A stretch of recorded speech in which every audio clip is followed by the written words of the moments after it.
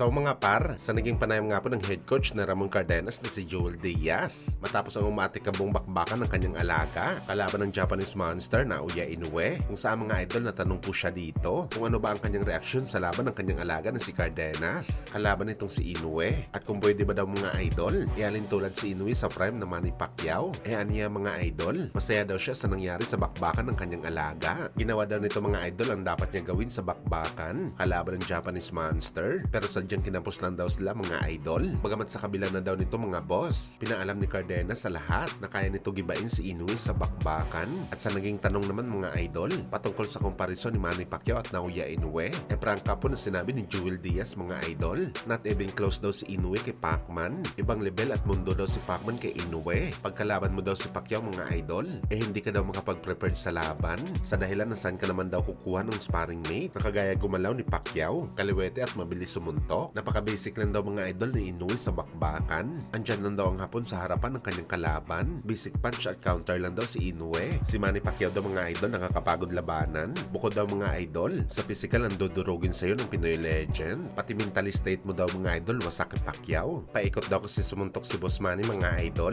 Pag suntok nito sa kanan, mag-aamba ka pa lang daw para mag-counter sa kanya. Wala na siya doon, nasa kaliwa na siya. At aatake naman sa'yo sa ibang anggulo. Ang ganitong estilo daw mga idol, napakahirap kontrahin. Tandang-tanda pa daw ni Joel Diaz mga idol ang sinabi ng kanyang alaga na si Timothy Bradley dahil naging head coach ito sa laban kontra kay Manny Pacquiao na kahit ilang taon pa daw si Bradley magsasanay, kahit tumungtong pa daw ito sa 1,000% sa bakbakan, kahit gaano pa daw kabato-bato ang katawan mo, gigibain ka pa rin daw ni Manny Pacquiao na maaga. Wawasakin niya daw na maaga ang mental state mo, at kapag napagod ka na, wawasakin ka nito physically. Ganon daw kahirap kalaban si Manny Pacquiao. Si Inoue halimaw naman daw, pero masyadong basic lang ito na fighter.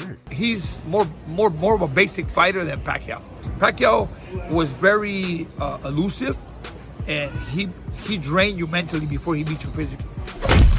Sa kabilang banda naman mga idol, matapos nga po sinabi ng angas ng Pinas General Casimero na sakaling siya daw makatama kay Inoue ng left hook, hindi na daw ito babangon mga idol dahil babaon daw ang dalawang mata ni Inoue sa kanyang utak, kung saan dahil nga sa viral na imahe mga idol na kumakalat sa social media ng ama ni Naoya Inoue na si Shingo Inoue, na nagulat ito mga idol at gumawa ito ng nakakatakot na ekspresyon matapos kumain ng kanyang anak ng left hook kay Ramon Cardenas. Paano pa kaya mga idol ang magiging ekspresyon ni Daddy Inoue kapag ginawa ni Casimero ang kanyang sinabi nito sa Japanese monster? Baka sobrang magulat ito mga idol at mawalan na talaga ng malay itong si Shingo Inoue. Pero gayon pa man mga idol, assumption lang natin ito dahil malabo pa ngayon mangyari ang laban nila ni Inoue. Sa ngayon kasi mga idol, maraming plano ang hapon sa laban at hindi talaga kabilang si Casimero sa kanyang plano, at hindi natin alam mga idol kung mangyayari pa ang laban ng dalawang fighter dahil wala naman promoter si Casimero na pwede tumulong sa kanya para mapalaban kay Inoue.